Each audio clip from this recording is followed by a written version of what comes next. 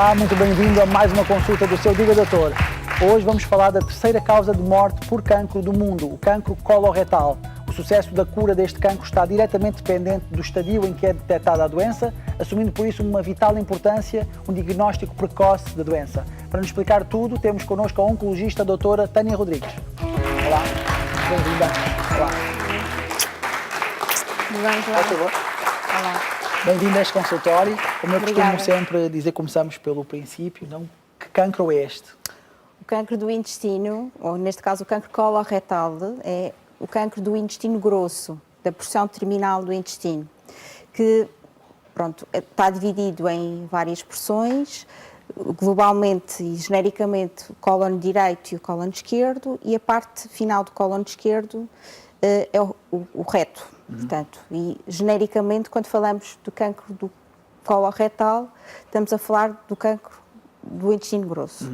Habitualmente, nós sabemos que há zonas preferenciais em relação a esta doença, da importância, e depois já lá vamos ao longo do programa falar sobre o rastreio, sobre os exames, que é uma parte fundamental desta doença que muitas vezes nós sabemos que é silenciosa. Nós sabemos que na maior parte das vezes estes cancros podem não apresentar nenhum sintomas, e por isso mesmo, porque se localizaram nessa parte mais escondida, em que Exatamente. só a evolução longa desta massa, e temos aqui uma imagem para nos ajudar a perceber, e por isso é que quando fazemos o exame, mais vale irmos estudar o cólon todo e fazer a colonoscopia total, como mais à frente veremos. Exatamente. Mas temos aqui este esquema para ajudar as pessoas a perceberem o que é o cólon. A maior parte, portanto, o cólon, o intestino grosso, portanto, tem as várias porções, como eu vos disse, o cólon ascendente, o cólon transverso, que é o cólon direito, e depois o cólon descendente, o cólon sigmoide e o reto. A maior parte dos tumores do cólon estão localizados ou têm origem no cólon esquerdo, mas de facto, como bem disse, hoje em dia, quando se faz o exame de diagnóstico de eleição, devemos estudar o cólon todo e fazer a colonoscopia total. Isto porque, de facto, os tumores que têm origem no cólon direito são aqueles que são mais difíceis de diagnosticar. Porque, ao contrário dos do cólon esquerdo, que com mais frequência dão hemorragias pelo ânus ou sangue misturado nas fezes, portanto é mais simples o diagnóstico dos tumores do cólon esquerdo, nomeadamente e principalmente os do reto. Portanto, os do cólon direito é mais difícil de diagnosticar, habitualmente o diagnóstico é feito na sequência da investigação de anemia, por exemplo, ou que no fundo é uma manifestação portanto, das perdas que vão ocorrendo, as perdas de sangue que vão ocorrendo ao longo do tempo e que passam completamente desapercebidas. Os doentes não dão conta disso. E outra manifestação também bastante frequente dos tumores do cólon direito são os sintomas obstrutivos, em que o doente começa, portanto, tem a oclusão, suboclusão intestinal, em que o tumor vai crescendo para dentro e vai interromper, fazendo com que altere o criar uma trânsito obstrução e a pessoa pode ter alterações da frequência das fezes, não é? Pode ter muitas vezes alternância do padrão, como temos aqui um quadro de sintomas que nos ajuda. E em última análise, o abdômen distende, o intestino para de funcionar e vomitam. E esses quadros habitualmente são diagnosticados na urgência. Portanto, os tumores do cólon direito são um bocadinho mais difíceis e são diagnosticados habitualmente em fases mais tardias. Estamos aqui a falar de uma doença que obviamente tem vindo a crescer, infelizmente os números são catastróficos. No entanto, ainda há muitos mitos associados a esta doença dos intestinos. Um deles é a detecção, também pelos exames de imagem e de rastreio, das doenças dos pólipos, ou polipos, como assim quisermos dizer, que há muitas pessoas que ficam logo muito assustadas. É claro que muitas vezes nós sabemos que as pessoas têm que ser vigiadas mais de perto, mas gostaria que falasse um bocadinho sobre estas doenças do intestino. Certo. De facto, os pólipos são saliências que surgem dentro do intestino, na parte interna do intestino, e que numa primeira fase não são malignos, portanto não são cancro. Portanto, é fundamental, isso é um fator de risco para o aparecimento do cancro, das células que ganham capacidade de se espalhar para outros órgãos. Portanto, de facto, é muitíssimo importante detectar estes pólipos, e a colonoscopia é um método adequado porque é diagnóstico e terapêutico em simultâneo, porque na fase em que estes pólipos não são malignos e, em algumas circunstâncias, quando já são malignos, é possível tratar removendo pela colonoscopia. E quando não são malignos, estamos a prevenir que apareçam cancros, portanto é crítico.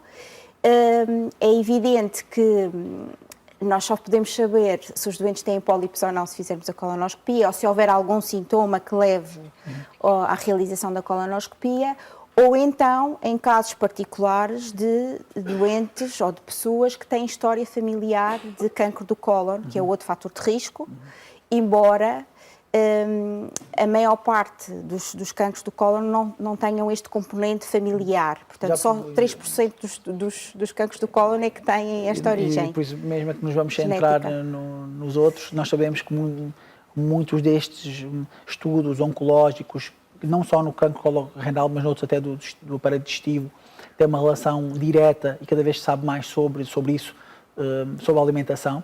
A alteração dos estilos de vida, os alimentos mais processados, tudo aquilo que nós vivemos na evolução menos no chamado no primeiro mundo, sabemos que assim é. E é claro que é um mundo muito complexo, mas cada vez mais aquela expressão do que nós somos, o que comemos, ganha mais sentido. Sem dúvida. Portanto, de uma forma geral, e em particular no cancro do cólon, a maior parte dos casos não tem esta origem genética herdada da família, portanto, tem a origem em fatores ambientais e um dos principais é a dieta. Portanto, a dieta rica em gorduras, sobretudo gorduras animais, pobre em frutas e hortaliças, de facto, aumenta o risco de cancro do cólon. O sedentarismo e o excesso de peso, portanto, a falta de atividade física, o excesso de peso, o tabagismo, portanto, o consumo do tabaco são fatores que aumentam a probabilidade de poder vir a ter um cancro do cólon. Portanto, há que ter esse aspecto em consideração, sobretudo na prevenção.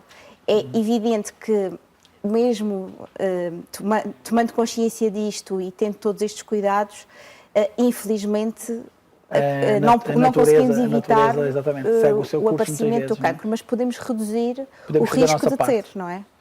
Portanto, é de facto muito importante. Muito obrigado. Já foi uma boa introdução a este tema. Já vamos tentar depois evoluir para questões mais complexas da doença. Certo. Vamos conhecer agora a história do Emílio, que tem 71 anos e lida de uma forma bastante positiva com este diagnóstico de cancro coloretal já há mais de 6 anos.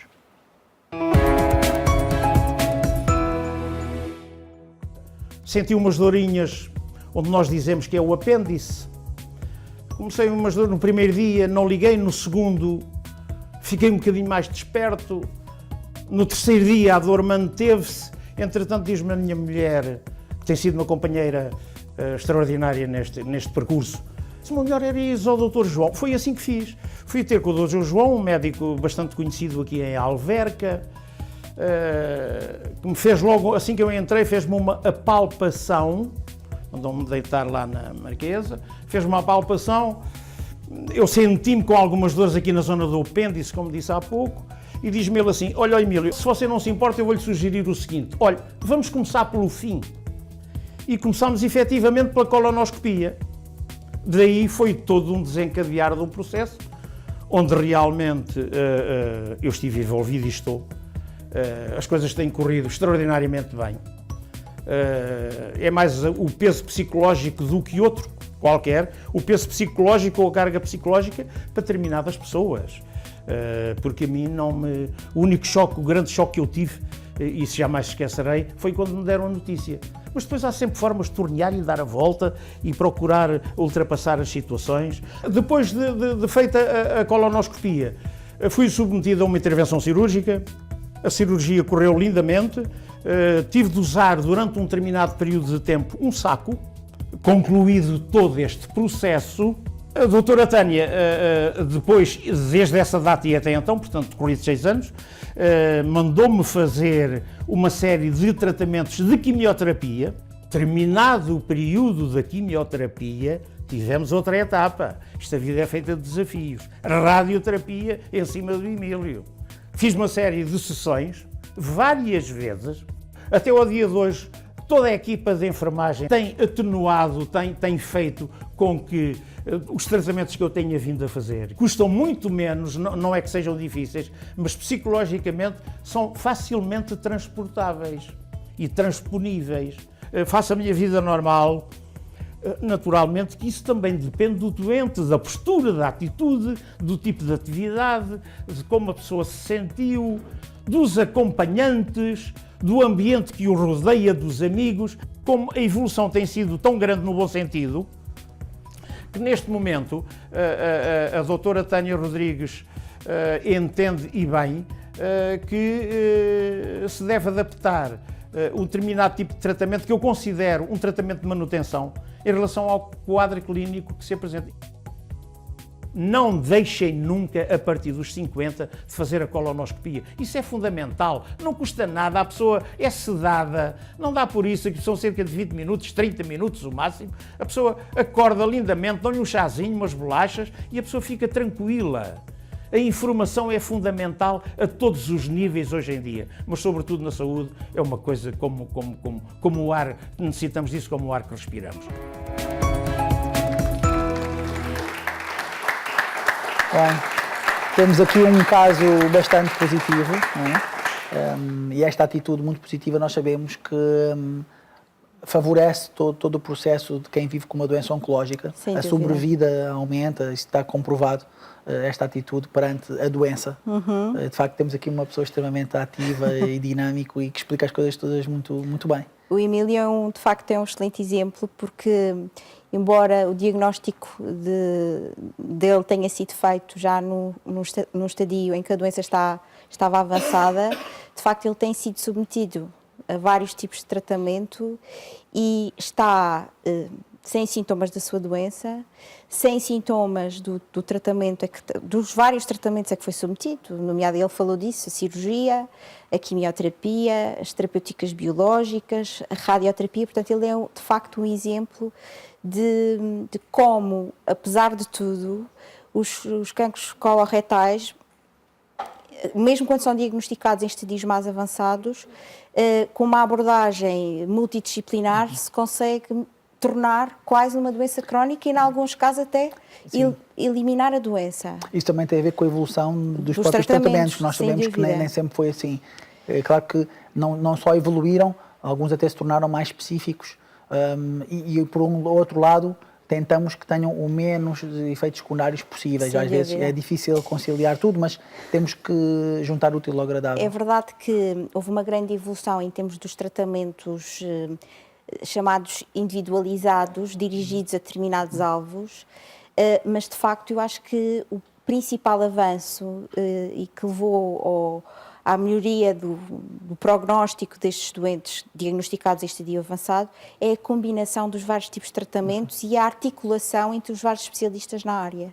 É impensável hoje em dia tratar-se qualquer tipo de cancro isoladamente. Portanto, o cirurgião não toma uma decisão sobre a estratégia terapêutica de um doente sozinho, nem o oncologista, nem o radioterapeuta. Temos que estar todos sentados à mesma mesa e a definir à partida qual será o plano terapêutico para aquele doente naquele momento e ir ajustando à medida que vamos obtendo sucesso ou insucessos. Não é?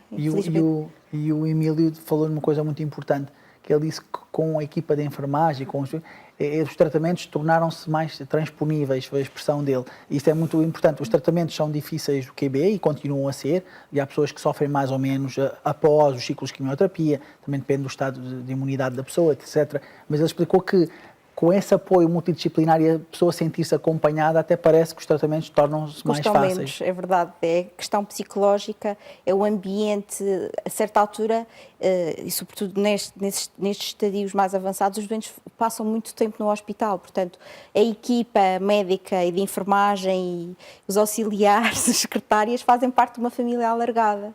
E isto, de facto, contribui também para a qualidade de vida destes doentes, indiscutivelmente. Queria que falássemos um pouco mais a sério, mais especificamente sobre o rastreio, que é das poucas doenças que têm indicação formal para ser rastreadas, como o cancro da mama, por exemplo, certo, em que o rastreio faz sentido. A partir de que idades, que pessoas, há pouco já falámos nas pessoas com fatores de risco, certo, e é muito importante. o Abílio disse, isso reforçou. Portanto, a partir dos 50 anos é de facto fundamental fazer uma colonoscopia, porque sabe-se que a incidência, portanto, o número de casos de cancro do cólon aumenta, ou seja, o principal fator de risco é a idade. Embora, infelizmente, também aconteça em doentes mais jovens. Mas a partir dos 50 anos, aos 50 anos, deve ser feita a dita colonoscopia que já falámos ali. Claro que há exceções, portanto, quando há história familiar, o plano tem que ser individualizado. É um bocadinho diferente e, nesses casos, até há um aconselhamento genético que deve ser feito, depende depois se existem mutações ou não existem mutações, determinados síndromes, pronto. Mas em termos gerais é crítico e é aos 50 anos. Queria que também falássemos por um bocadinho mais do caráter assintomático destas doenças, e por isso é que vamos continuar a falar do rastreio, porque há pessoas que de facto quando não chegam e quando vos chegam estão numa fase já bastante avançada, até com metastização hepática, pulmonar, depois dependendo do se é adenocarcinoma ou não, mas queria que falasses nesta parte Pronto, para nós é tão perigosa, as pessoas andam a passear durante anos um cancro do cólon. Portanto, de facto, o rastreio é fundamental porque, como tu já bem disseste ainda há pouco, quanto mais cedo for feito o diagnóstico, melhor será o sucesso do tratamento. E tirando os tumores do cólon esquerdo e principalmente os do reto, que com mais frequência dão as tais perdas de sangue, a maior parte dos outros tumores não dão sintomas muito específicos. Portanto, infelizmente, e em Portugal, se calhar cerca de 40% ou 50% dos doentes são diagnosticados em estadio avançado. É verdade, eu também já salientei isso, que com os avanços dos tratamentos temos conseguido curar alguns desses doentes, ou seja, eliminar a doença, inclusivamente a doença nos outros órgãos, as chamadas metástases, que são células que têm origem no tumor do intestino primário, e que depois vão ou pela circulação sanguínea ou pela circulação linfática para o fígado, para o pulmão, para os gânglios, para uma membrana que envolve os órgãos abdominais, que é o peritoneu.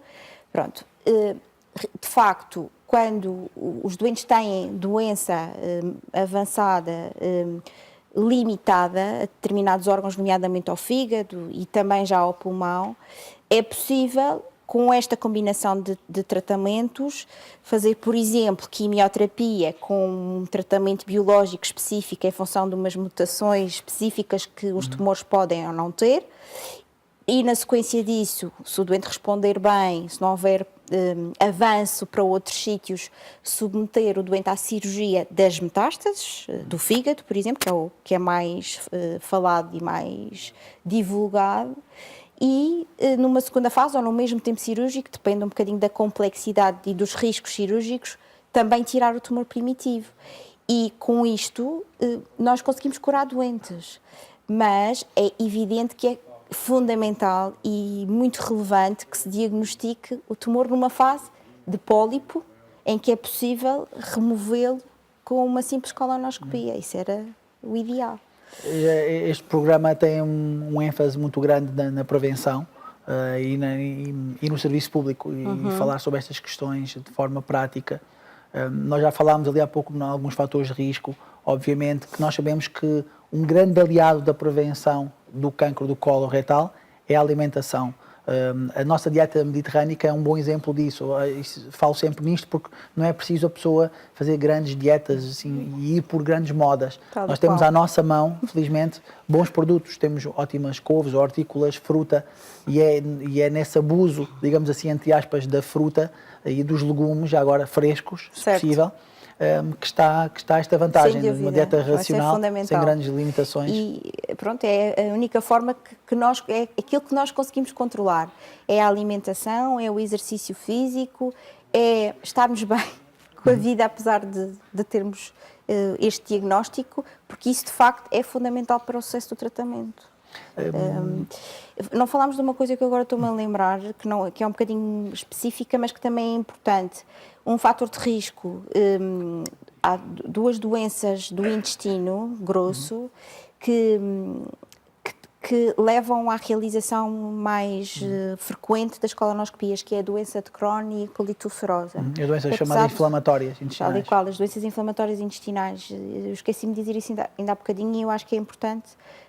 A vigilância será mais apertada. Sim, isto porque eu tenho visto alguns casos de doentes, principalmente com cancros do reto, com colite ulcerosa, que não fazem as colonoscopias periodicamente como deviam. Pronto, e isso é também muito importante salientar.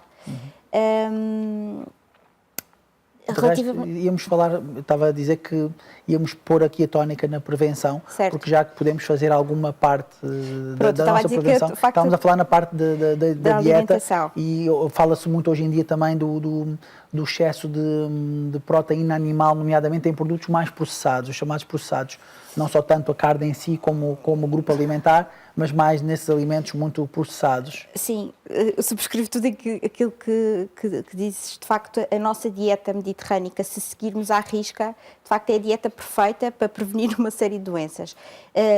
Infelizmente, a sociedade ocidental tem seguido um bocadinho a tendência da dieta dos alimentos processados e, de facto, não é o melhor caminho.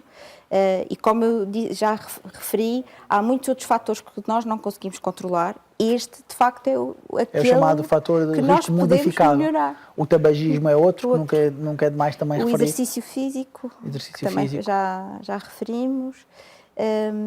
E depois a prevenção do stress também. E a prevenção de outras doenças crónicas, também algumas delas associadas mais direto ou indiretamente, mas à cabeça já falámos de todos. Vamos agora aos nossos verdadeiros e falsos do nosso tema de hoje. Vamos saber então se as seguintes afirmações são verdadeiras ou falsas. O risco aumenta com a idade. Cerca de 90% dos doentes com cancro do cólon têm mais de 50 anos. É verdade. E é verdade. Sim, daí a importância que já falámos de começar o rastreio nesta idade. De facto, o fator de risco idade tem aqui um grande peso nesta doença, e já o dissemos. A colonoscopia é um exame doloroso e demorado, e é falso. Mais à frente já vamos falar mais especificamente sobre estes exames que hoje em dia se tornam essenciais no diagnóstico e follow-up destes doentes. O tabaco é um fator de risco do cancro do cólon e reto, já aqui dissemos, e de facto, cada vez que se fala nestas doenças oncológicas, infelizmente, o tabaco vem sempre à cabeça, porque de facto, se nós sabemos, e obviamente é verdade não só no cancro do pulmão, que é o mais óbvio, mas de facto está muito associado ao cancro do cólon, ao cancro da bexiga, entre outros. Do esófago, da cabeça e do da pescoço. Laringe, da faringe, da boca, é incrível. Ter pólipos significa ter cancro do cólon, e é falso. Claro que nós sabemos que há um fator de risco também desta doença, da chamada polipose, e há doenças até familiares, a polipose familiar, que predispõe a pessoa para cancro do cólon. Sabemos que estas pessoas que têm tendência a terem vários pólipos têm que ser vigiadas mais de perto. Sim. Claro que depois nós sabemos que há pólipos com características diferentes. Os adenomas, há vários tipos de pólipos. De facto, os adenomas que são tumores benignos, portanto, que ainda não têm capacidade, as células ainda não têm capacidade de invadir as estruturas à volta, os tecidos à volta. Mas nem todos os pólipos são adenomas. Há pólipos inflamatórios, portanto, de facto, estes adenomas podem evoluir para cancro e daí a importância de, quando são identificados, serem removidos. Ou se existir história familiar da polipose adenomatosa familiar, por exemplo, ou de cancro do cólon e noutros familiares. E também há um síndrome que associa cancro do cólon, cancro da mama, cancro do ovário. Aumenta a probabilidade dessas doenças. Aumenta a probabilidade, porque, pronto. Mas de facto é falso, porque nem todos os pólipos são malignos. Que outros mitos é que na tua prática clínica, de quem lida diariamente com esta doença, que vê que está mal enraizada na população? Que conceitos é que estão erradamente enraizados nas pessoas sobre este tema? Bem, um deles é este. Sim, o pólipo é muito frequente, não é? Acho que, de uma forma geral, as pessoas julgam que o cancro dá sintomas, não é? E, de facto, é verdade que o cancro, e eu acho que isto é para o cancro em geral, O cancro, a maior parte dos cancros dão sintomas quando já estão numa fase avançada. E, infelizmente, esses sintomas, na maior parte das vezes, até são inespecíficos. Portanto, de facto, a prevenção e a articulação do indivíduo com o seu médico com os cuidados primários de saúde, sim, é fundamental. Mas existe, infelizmente, uma tendência, e eu vejo isso muito na minha consulta, e lamento que assim seja, que os doentes são vistos por vários especialistas. E, sem desprimor para as outras especialidades, não é isso, mas há uma tendência para compartimentar por órgão. E é crítico ter um médico de família ou, eventualmente, um internista em doentes que já tiveram doenças, que para tomar conta... Obrigado pela parte que mas me toca, mas verdade. De facto os cuidados primários de saúde são muitas vezes a primeira porta de entrada destes doentes. E o que eu vejo na minha prática clínica é doentes que andaram perdidos durante imenso tempo a fazer exames desnecessários, às vezes já chegam com PETs, exames muito sofisticados, e com uma simples observação num consultório, e gosto sempre de reforçar esta parte, uma boa história clínica, fazer uma boa história clínica, objetivo. fazer um exame físico como deve de ser, é crítico e pode ser fundamental para diagnosticar, nomeadamente cancro do reto, que é mais acessível pelo exame físico, numa fase inicial e com o exame físico, sem fazer nenhum exame, portanto levanta-se ali uma suspeita. Portanto, isto para desmistificar a questão de que é importante fazer exames. Não, é importante ir ao médico, o médico fazer a história clínica, fazer o exame físico, que isso é a parte essencial da consulta. E isso leva-me, se calhar, a falar já de uma outra coisa, que é a vigilância. Após o diagnóstico de um cancro coloretal, numa fase em que, portanto, o tumor está localizado e o doente é submetido a cirurgia tira o tumor. Às vezes, dependendo dos fatores de risco que se encontra na peça operatória e dependendo também da localização do tumor, pode ser necessário, para diminuir o risco da doença voltar, fazer quimioterapia adjuvante, sim, portanto ajuda para ajudar o sucesso da cirurgia, e em alguns casos também radioterapia. Conjugado ou não, portanto às vezes faz quimio e radioterapia antes da cirurgia, nomeadamente nos tumores do reto. Mas isto, o que eu queria salientar é que na fase em que o doente já fez os tratamentos, é crítica a vigilância. E ao contrário do que se possa imaginar, esta vigilância é muito regular numa fase inicial, mas é sobretudo uma vigilância clínica. Portanto, claro, história clínica e exame físico. Há uma análise sanguínea que pode ser importante, mas não é importante em todos os doentes. Estamos a falar de um marcador... Do CEA. Um marcador é um marcador tumoral. Que é o que já agora aproveitamos para explicar que sim, é o que mesmo o nome indica, importante. É só um marcador tumoral. Isso é outro mito. Sim, isso é outro mito, pegando na questão dos mitos, porque os marcadores tumorais, que são análises de sangue, não servem para fazer diagnóstico. Servem para, numa pessoa que já tem um diagnóstico, neste caso do tumor do coloretal, pode servir para, numa fase em que o doente já está tratado e está em vigilância, detectar que o tumor voltou naquele momento e, na sequência disso, fazer exames complementares para diagnosticar a chamada recidiva e tratá-la o mais cedo possível, porque isso pode modificar também o sucesso do tratamento a longo prazo. De facto, os marcadores não servem para diagnosticar. Quando a doença já está avançada, o marcador pode nos ajudar a perceber se o tratamento de quimioterapia está a fazer efeito. Exatamente. E é uma forma subjetiva de avaliar a resposta ao tratamento. Claro que a resposta objetiva é feita não só pelo exame físico, quando os doentes têm lesões que são palpáveis e objetivamente na consulta, de uma consulta para a outra, percebe-se, por exemplo, o fígado está mais pequeno, e os exames de imagem, ataque, a ressonância, em alguns casos. Aqui uma espécie do puzzle. Certo, mas são complementares. Não, e aproveitamos e vamos fechar com este tema dos mitos, e mais à frente falaremos mais sobre um ou dois mitos importantes. Queria agradecer a sua participação aqui neste programa. Eu é que agradeço. Foi uma ótima aula sobre este cancro, e esperemos todos que que eles sejam apanhados o mais precoce possível. Útil. Muito sucesso profissional e já agora muita saúde também. Muito obrigado. Também.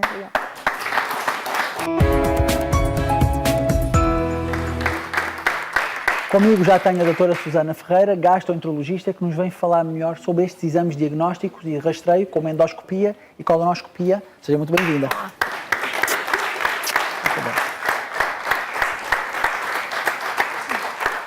Uma das partes essenciais desta doença é o diagnóstico, e esta peça central do diagnóstico neste tipo de cancro é a chamada colonoscopia. Que exame é este? Como é que se processa? Quais são as suas características principais? E como é que ele evoluiu ao longo do tempo? A colonoscopia é uma endoscopia dirigida ao intestino grosso. Requer material sofisticado, no fundo é feito com uma espécie de um tubo flexível que tem no interior fibras ópticas. Estas fibras é como se tivessem uma câmara de filmar na ponta do aparelho, que vai captando a imagem ao longo que vamos percorrendo o intestino, e esta imagem é transmitida a um ecrã, de modo que é o mais próximo do real, é como se entrássemos dentro do intestino do doente. Na prática é isso. Aqui umas imagens que tentam demonstrar precisamente isto, claro que ao mesmo tempo, e daí este exame requerer uma preparação prévia. Quanto melhor esta preparação também foi realizada, melhor qualidade terá o exame e melhor resultado, digamos assim, o rastreio, o objetivo que levou a fazer o exame. Sim, este exame requer uma preparação que é um pouco trabalhosa. Aliás, é um dos handicaps do exame e de menos adesão ao exame. Requer uma dieta com alguns dias de antecedência e requer a toma de um preparado que é constituído por uma quantidade importante de líquido e que só assim permite a limpeza conveniente do intestino. É fundamental uma boa preparação do intestino, porque um exame só é fiável quando toda a mucosa intestinal é bem vista. E isto é incompatível com a presença de conteúdo dentro do intestino. Nós sabemos que existe este outro grande mito desta doença e, de facto, um grande receio das pessoas em relação a este tipo de exames. Ainda há um grande estigma. O objetivo também tê-la trazido cá é esse, é tentar explicar que tudo isto evoluiu e evoluiu para melhor. Os próprios endoscópicos são mais finos, são mais maleáveis, digamos assim, ou seja, os doentes sofrem menos, como disse o Sr. Emílio da reportagem, são exames praticamente, hoje em dia, fazem-se todos com anestesia. E estamos a falar ainda só da colonoscopia, não é? Uhum. Há uma norma lançada pela Direção-Geral de Saúde de que as colonoscopias deveriam ser feitas com apoio anestésico e, como tal, o único incómodo para o doente recai na preparação que é indispensável ao exame.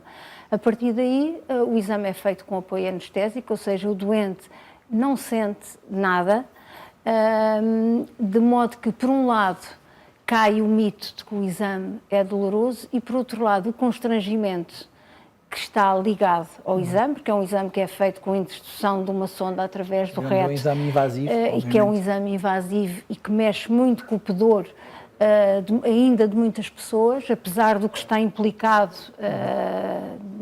da importância do exame no diagnóstico, no benefício, ainda mexe muito com este pudor. E este pudor também fica resolvido com a questão também da anestesia, porque é um exame que cada vez é mais pedido e então os serviços cada vez estão mais preparados para fazer o exame na melhor das condições. O que eu costumo dizer aos meus doentes é que, claro, muitas vezes nós sabemos da dificuldade que é convencer desta necessidade do rastreio a partir dos 50 anos. Como nós já explicámos com a doutora Tânia, também depende das situações familiares, pessoais, dos antecedentes, mas, regra geral, estamos a falar de doentes que podem só precisar de fazer o exame de 5 em 5 anos, e estamos a falar da colonoscopia total. Nós sabemos que também há outras estratégias de prevenção nos cuidados primários de saúde, como a análise, como a pesquisa do sangue oculto nas fezes, mas, de facto, hoje aqui estamos a tentar desmistificar estes exames. Em relação à endoscopia digestiva alta, também sabemos que, apesar de não ser o nosso tema de hoje estamos a dedicar-nos ao cancro do cólon, mas nós sabemos também que é uma técnica semelhante, uma técnica endoscópica também invasiva, que vai fazer o rastreio ou o diagnóstico de outras patologias do sistema digestivo superior. Uma endoscopia alta, em termos de material, a tecnologia que está por trás é exatamente igual em relação a uma colonoscopia. O que difere são os aparelhos. Um endoscópio é mais fino e mais pequeno, porque é suposto avaliar o esófago, o estômago e o duodeno. E, por hora, não há nenhuma recomendação em relação a rastreio, porque são doenças que têm um comportamento diferente. Em relação à colonoscopia, a diferença é um aparelho que é mais longo, porque o trajeto a percorrer também vai ser mais longo. E, de um modo geral, os exames que são feitos, as endoscopias, os exames altos, causam desconforto ao doente, mas habitualmente não causam dor. Coisa que a colonoscopia sem sedação provoca dor na maior parte das vezes. A endoscopia requer um pouco mais da colaboração, digamos assim, do doente enquanto algum autocontrole, sim. Queria falar aqui numa questão que ainda não falei, que é muito importante. Nós sabemos que uma parte substancial das pessoas que têm sintomas de alteração do padrão do intestino ou até mesmo de doença hemorroidária, muitas vezes têm o chamado sangramento pelo reto, a chamada retorragia, que é sempre um pouco perigoso, porque as pessoas que têm a doença hemorroidária assumem à partida que esse sangramento poderá vir da sua doença hemorroidária. Mas nós muitas vezes sabemos, e já falámos com a doutora Tânia, que esta grande percentagem dos cancros, nomeadamente o cancro do cólon esquerdo, muitas vezes dá esses sintomas. Portanto, as pessoas nunca se devem fiar nesse sangramento e tentar atribuir as culpas à sua doença hemorroidária de base e tentar sempre fazer esta vigilância fazendo o exame. Muitas vezes pode ser requerido só uma anoscopia, por exemplo, uma retoscopia, digamos assim. Muitas vezes podemos não precisar do exame completo no cólon todo, mas pelo menos de ver este lado esquerdo do cólon. É muito importante passar esta informação à população no geral. Outra questão que queria que me comentasse foi aquela que já falámos também, que não só a colonoscopia pode servir de diagnóstico, como de rastreio, mas como também de tratamento. Então, que tratamentos são estes? Já aqui falámos nos pólipos. E como é que é feito o tratamento com colonoscópio? É assim, em relação à primeira questão que me colocou, da minha prática clínica, é o principal erro ou a primeira indução em erro, que é até por parte dos colegas, que é ninguém quer ter um diagnóstico de uma doença grave, não é? E então, face a este achado de sangue e sangue vivo, principalmente num doente que já tem antecedentes de doença hemorroidária, é haver um certo descanso e assumir-se que a causa tem a ver com as hemorroidas. Mesmo que se tenha hemorroidas ou antecedentes de hemorroidas, tem que haver sempre a garantia de que, no momento ou há relativamente pouco tempo, as lesões do cólon esquerdo, porque são aquelas que a sangrar vão dar sangue vivo, excluir que haja patologia a esse nível. O doente pode ter hemorroidas e pode ter um pólipo ou um tumor 4 centímetros acima. E o comportamento, a manifestação é exatamente igual. Ficar descansada quanto à não existência de outra causa para o tal sangramento. Sim, sim. É daí que muitas vezes eu não gosto da expressão retorragia, estamos a falar de um termo médico, da retorragia, porque até prova em contrário nós não sabemos onde é que está a sangrar. Portanto, nós podemos dizer que há uma hemorragia digestiva baixa, sabemos que há sangue, não podemos logo à partida dizer que é do reto porque nós não sabemos.